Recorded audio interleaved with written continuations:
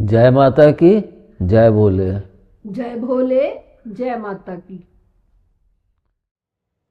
पिताजी, यह प्रश्न एक भक्त के द्वारा YouTube कमेंट के माध्यम से पूछा गया है, जिनका नाम चंदन है। वह लिखते हैं कि गुरुजी, क्या एक विधवा और एक विदुर को अगर प्यार हो जाए तो यह सही है? आपके प्रश्न के हिसाब से एक विधवा और विदुर में क्यों नहीं प्रेम हो सकता है, इसका अगर हम देखें तो प्रेम तो किसी से भी हो सकता है। इसके लिए कोई आवश्यक नहीं है कि विधवा ही हो या विदुर ही हो। व्यक्ति तो प्रेम अपने बच्चे से करता है, पुत्र से करता है। मतलब प्रेम तो तमाम प्रकार का होता है। प्रेम का क्षेत्र भी बहुत बड़ा है और प्रेम से बड़ी कोई शक्ति भी नहीं है। प्रेम में सभी कुछ समाहित हो जाता है। अगर हम देखें तो हम लोग प्रभु से भी तो जुड़ते हैं प्रेम के ही कारण। और एक विधवा है अगर, और उससे अगर आपको प्रेम हो गया है तो फिर उसको एक सामाजिक आवरण भी देना आवश्यक होता है, नहीं तो लोग उस पर उंगलियां भी उठाने लगते हैं, जिससे विदुर तो दूर हो जाएगा, उसके ऊपर कोई इतने आक्षेप भी नहीं लगेंगे। लेकिन विधवा स्त्री को तमाम तानों का सामना करना पड़ेगा। लोग एक से एक बातें कहने लगेंगे, जिसको आप सोच भी नहीं सकते हैं कि उसको क्या क्या झेलना पड़ेगा। बहुत से लोग तो इसकी जानकारी होने के पश्चात भूखे भेड़िए की नज़रों की तरह से उसको देखने लगते हैं। और अगर आप उससे शादी करके उसको एक समाज में एक स्थान दे देते हैं तो उस विधवा का भी जीवन संवर जाएगा और आपका प्रेम भी सफल हो जाएगा, क्योंकि आपने प्रेम को एक सही ढंग से प्राप्त किया है, ना कि सिर्फ अपने मतलब के लिए। अगर आप सिर्फ अपने मतलब के ही लिए प्रेम कर रहे हैं तो वह उचित नहीं है। उसमें आपको भी आपका भागी बनना पड़ेगा, क्योंकि जब उसके ऊपर तमाम तानों की बौछार होगी तो आप तो दूर हो जाएंगे और उसे वह सब अकेले ही झेलना पड़ेगा। ना उसका घर में रहना लोग पसंद करेंगे और मोहल्ले के लोग भी उसको अजीब दृष्टि से देखने लगते हैं। समाज ऐसा हो गया है कि व्यक्ति अगर पुरुष है तो उसके ऊपर ऐसी दृष्टि नहीं पड़ती है, लेकिन अगर स्त्री है तो उसको तमाम प्रकार के लांछन लगने लगते हैं। और घर परिवार के लोग भी सोचते हैं कि किसी तरह से इसको निकाल के बाहर कर दें और इस सारी दौलत के मालिक हम हो जाएं। यानी हर तरफ सिर्फ व्यक्ति अपने ही विषय में सोचता है। लेकिन जो प्रेम होता है वह देने के लिए होता है, कि हम प्रेम से किसको कितना दे सकें। अगर प्रेम में प्राप्त करने का ही आप सोचेंगे तो वह प्रेम नहीं है, वह सिर्फ आप अपनी स्वार्थ की पूर्ति कर रहे हैं। लेकिन अगर वही आप की प्रेम को एक विस्तृत आवरण पहना देंगे तो उस स्त्री का भी बहुत भला होगा और बहुत से चीज़ों से उसका बचाव भी हो जाता है। और मैंने छोटे तबकों में देखा भी है। इसका भी एक कारण है कि मैं जहाँ पे जन्म लिया था कमला टावर पे, तो मेरे बगल में ही फाटक था जहाँ पे छोटे लोग रहते थे जिनको समाज कहता है नीच जात या छोटी जात के लोग। लेकिन हम लोगों से, बड़ी जातों से तो उनके अंदर बहुत अच्छी चीज़ें हैं। अगर किसी स्त्री के साथ ऐसा होता है और उसका किसी के साथ प्रेम हो जाता है तो वे विवाह कर लेते हैं और उन पे कोई आक्षेप भी नहीं लगाता है। इसका सबसे बड़ा उदाहरण तो मैं आजकल भी देखता हूँ। आजकल तो कितनी स्त्रियां हैं जो बेचारी विवाह होके जाती हैं ससुराल और कुछ समय पश्चात कुछ भी कारण हो, क्योंकि कारण तो अनेक हो सकते हैं, और उन्हें फिर अपनी ससुराल से छोड़ के त्याग के वापस आना पड़ता है। जब वे वापस आती हैं तो उनके माता पिता की अपनी कन्या की दूसरा विवाह कर लें। और ऐसी कई विवाह तो मैंने अपने रिश्तेदारों में भी देखे हैं कि लड़कियां छोड़ी गईं और वापस आके उन्होंने दूसरे लड़के के साथ शादी कर दी और आज वे सुखी और वैवाहिक जीवन गुजार रहे, मतलब एक संपूर्ण प्रसन्नता पूर्वक वैवाहिक जीवन का निर्वाह कर रहे हैं और बच्चे भी उनके। कुछ मामलों में तो मैंने यहाँ तक भी देखा है कि जो बच्चे होते हैं वो माता पिता अपने पास रख लेते हैं कि हम इनकी सेवा, इनको पालन पोषण कर लेंगे, और बेटी का विवाह कर देते, क्योंकि जीवन इतना लंबा है, इसको अकेले काटना बड़ा मुश्किल होता है, चाहे पुरुष हो या स्त्री हो। और अगर वही कोई साथी मिल जाता है तो साथी के सहयोग से जीवन आराम से कट जाता है। और मैंने तो यहाँ तक भी देखा है, मेरे एक रिश्तेदार हैं, उनका बेटा ख़त्म हो गया था तो उन्होंने स्वयं अपनी बहू को बेटी मान के उसका विवाह किया था, और करना भी चाहिए। मैं तो यहाँ तक कहता हूँ कि अगर हमारी बहू है और हमारा बेटा नहीं रहा तो हम यह ना सोचें कि उसको दौलत मांगेगी या वो करेगी, इसको निकाल दें, बल्कि एक बेटी को जैसे उसका विवाह करते हैं ऐसे हम अपनी बहू का विवाह करें, अच्छा घर देख के, अच्छा लड़का देख के। आवश्यक नहीं है कि वह कुंवारा ही हो, मगर दोनों में प्यार हो सके, ऐसा घर हो, दोनों प्रेम से उस पग पे चल सकें, ऐसा प्रेम हो, और कुशलता पूर्वक बहुत अच्छे से उसका विवाह कर दें कि जैसे हम अपनी बेटी का, कुंवारी बेटी की शादी, क्यों हम सोचें कि वह बेटी विधवा है,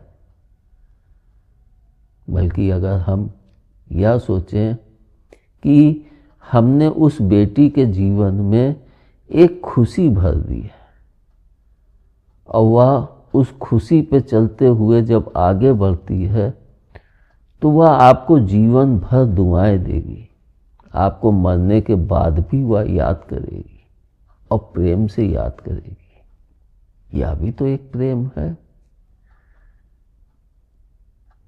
माँ बेटी में, पिता बेटी में, बाप बेटे में, माँ बेटे में, सभी में प्रेम है। मतलब इस संसार का सबसे पहला जो है और सबसे प्रबल वह प्रेम ही है। प्रेम से बड़ा और कुछ भी नहीं है। यह पूरा संसार प्रेम के ही बंधन से चल रहा है। अगर प्रेम ना होता तो यह संसार भी संगठित नहीं हो पाता। और हम यह भी देखते हैं कि आजकल जो पुरुष ज़्यादा पढ़े लिखे या एक अपने को ज़्यादा मैनर समझने लगते हैं, तो वो अपनी पत्नियों को एक नीचा दिखाते हैं कि तुम छोटी हो, उनको एहसास कराते हैं। लेकिन उनको एहसास कराते कराते आप भी तो पाप के भागी बन रहे हैं। आपका तो यह दायित्व बनता है कि वह अपने घर को छोड़ के आई है, किसी की बेटी है और अपने पति के प्रेम को पाने के ही कारण तो आई है। और जब आई है और हम उसको नीचा दिखाएंगे तो वह भी जब रोती है तो उसके आत्मा से हाय निकलती है। मैंने बहुत सी स्त्रियों को देखा है, विवाह के पश्चात कहती हैं कि उनका संबंध दूसरे से है। तो यह उपयुक्त नहीं है। हमें यह सोचना चाहिए कि अगर हमारी पत्नी का संबंध दूसरे से होगा तो हमें कैसा लगेगा। इसलिए जब हमको वह चीज़ नहीं पसंद है तो फिर हम ऐसी चीज़ करें ही क्यों कि मैं पुरुष हूँ तो मेरे लिए छूट है, और वह स्त्री है तो उसके लिए यह छूट नहीं है। वह भी तो एक जीवन है, आपका साथी है, आपके साथ बराबर चल रहा है, कदम से कदम मिला के। और वह खुश नहीं होगा तो आप जीवन में कभी भी खुशी नहीं प्राप्त कर पाएंगे। और अगर वही आप अपने जीवन साथी के अंदर से वह डर और भय निकाल देंगे तो आपके भी जीवन में खुशियां, घर में खुशियां बिखरने लगेंगी।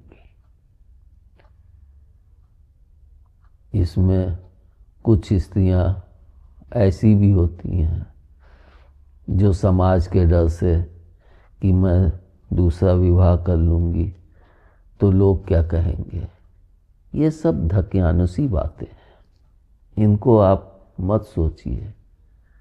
आप यह सोचिए कि हमें जीवन को गुजारना है। यह जीवन प्रभु ने मेरे को दिया है। मेरे को प्रसन्नतापूर्वक इस जीवन का निर्वाह करना है, ताकि उस प्रभु ने इस संसार में भेजा है तो हम भी इस संसार की खूबसूरती को निहार सकें और एहसास भी कर सकें, और कुछ ऐसा करें जिससे इस संसार को एक उद्देश्य प्राप्त हो। और सबसे बड़ा तो उद्देश्य यही होता है कि हम सभी इंसानों के जीवन में कितना प्रेम फैला सके, चाहे वह स्त्री हो या पुरुष हो। लेकिन अगर हम वह प्रेम स्वार्थ के लिए दे रहे हैं तो वह उचित नहीं होता है। हमने कितने लोगों को देखा है कि वे प्रेम तो कर रहे हैं मगर कुछ समय पश्चात वो प्रेम दूसरी तरफ होने लगता है। तो यह प्रेम नहीं है। मैंने कहा प्रेम निस्वार्थ होता है।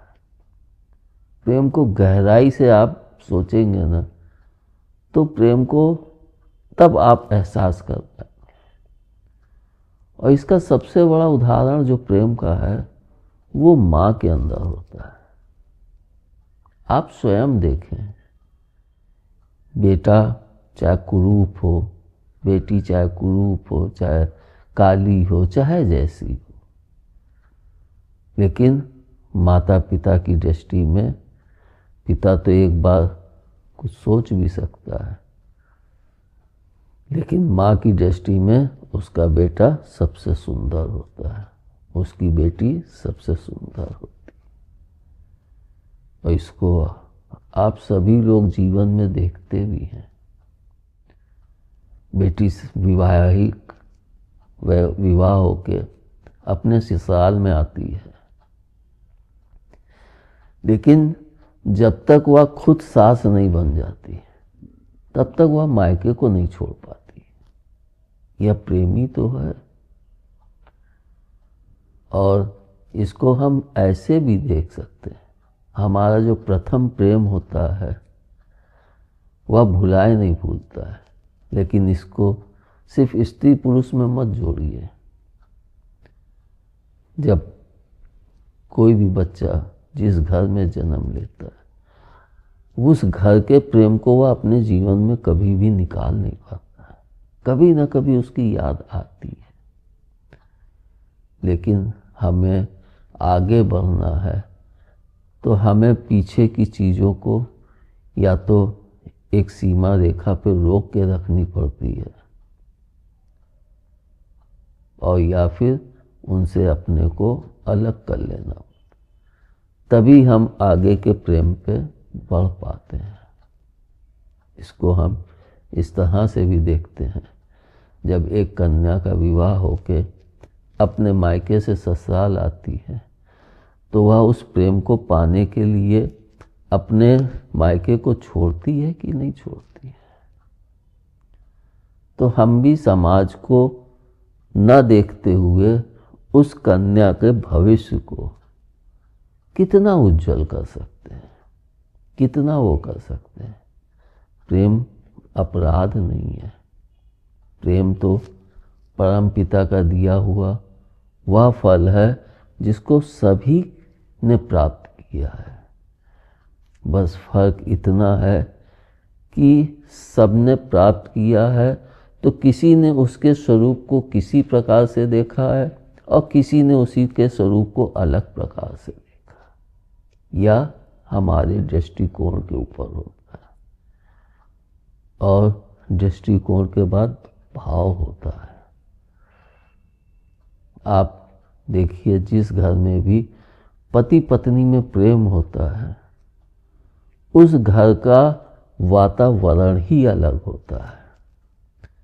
और जिस घर में पत्नी को तकलीफ दी जाती है, भले सास दे रही हो या ससुर दे रहे हो या नंद दे रही हो, कोई भी दे रहा हो,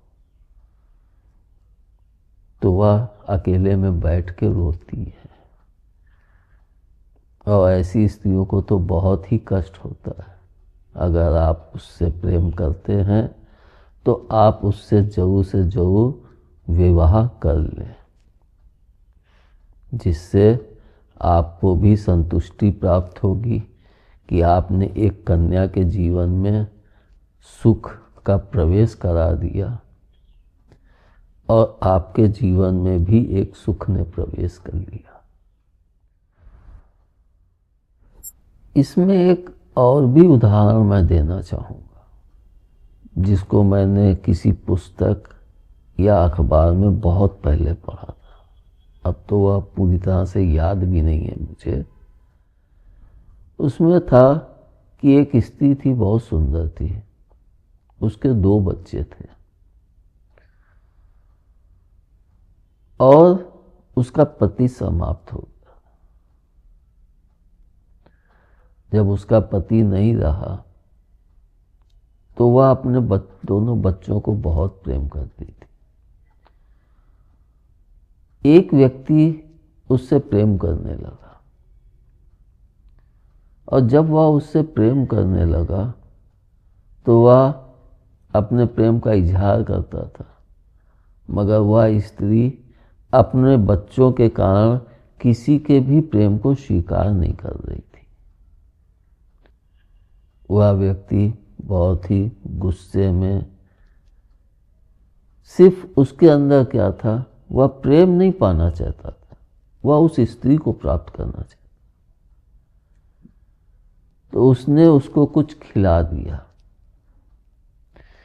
कि जब इसके दोनों बेटे नहीं रहेंगे तो यह अपने आप ही मेरे से प्रेम करने लगेगी, क्योंकि तब उसके पास कोई कारण नहीं रहेगा। मगर वह यह नहीं सोच पाया कि जब उसके बेटे नहीं रहेंगे तो उस स्त्री का क्या होगा। तब तो वो और भी तुमसे कभी भी जीवन में प्रेम कर ही नहीं सकती है। उन दोनों बच्चों की तबीयत खराब हो गई, हॉस्पिटल में एडमिट किया गया, जिसमें से एक बच्चा मृत्यु को प्राप्त हो गया और एक बच्चा बचा। वह स्त्री को कितना कष्ट हुआ होगा। उसने अपने जीवन को उस एक बच्चे को ही पालने में लगा दिया। अब उस पुरुष को कितना पाप मिला होगा। ना तो प्रेम मिला, ना तेरी कामना की पूर्ति हुई, बल्कि तूने प्राप्त क्या किया? पाप। और लोगों की नज़रों में तू गिर गया। लोगों को ने नहीं जाना तो परम पिता की नज़र में तो तू बहुत नीचता पूर्वक गिर गया। इसलिए कभी भी प्रेम एक तरफा नहीं होना चाहिए। प्रेम की पूर्ति हमेशा दोनों ही तरफ से जब प्रेम होता है तभी वह प्रेम की पूर्ति होती है, और जब वह प्रेम की पूर्ति होती है तो वह महाप्रेम में बदल जाता है। इसको आप समझ सकते हैं। जब एक स्त्री पुरुष का विवाह होता है तो दोनों में प्रेम होता है, तो महाप्रेम कैसे बदल जाता है? उसका परिवार होता है, प्रेम फैलता चला जाता है, बेटे बेटी फिर शादी, फैलता चला जाता है। तो प्रेम देने का है, लेने का ही नहीं है सिर्फ। इसलिए प्रेम दोनों तरफ से होना चाहिए। और यह सिर्फ पुरुष की ही तरफ से नहीं होता है। बहुत सी स्त्रियों को भी देखा है जो इस तरह से प्रेम करती हैं। मेरे पास भी कई ऐसी स्त्रियां आई, जबकि मैं स्वयं शादीशुदा हूँ, मेरे 4 बच्चे हैं, मगर फिर भी वे गलत दृष्टि से आई। इसलिए चाहे स्त्री हो चाहे पुरुष हो, दोनों के लिए ही यह आवश्यक है कि प्रेम कामना मत कीजिए, प्रेम दीजिए, लेकिन दूसरी तरफ के पक्ष को भी देखिए। किसी के प्रेम को छीन के खुद प्रेम प्राप्त करना महापाप का भागी हो जाता है। इसलिए किसी के प्रेम को छीन कर प्रेम मत प्राप्त करना। जब भी प्रेम करो अच्छे से करो और बहुत ही सोच के करो, और जब प्रेम कर लो तो सिर्फ देने की सोचो, प्राप्त करने की कभी मत सोचो। जैसे कि कहता हूँ कि गुरु को बहुत अच्छे से छान के तब गुरु मानो, उसी तरह से प्रेम भी करो, खूब अच्छे से ठोक बजा के तब प्रेम करो। फिर ऐसा प्रेम करो कि बिल्कुल एक हो जाओ। उसकी तकलीफ हमें भी एहसास हो। जैसे बेटे को तकलीफ होती है, चोट लगती है, तो सबसे पहले एहसास माँ को होता है। उस यही प्रेम का सबसे बड़ा स्वरूप है।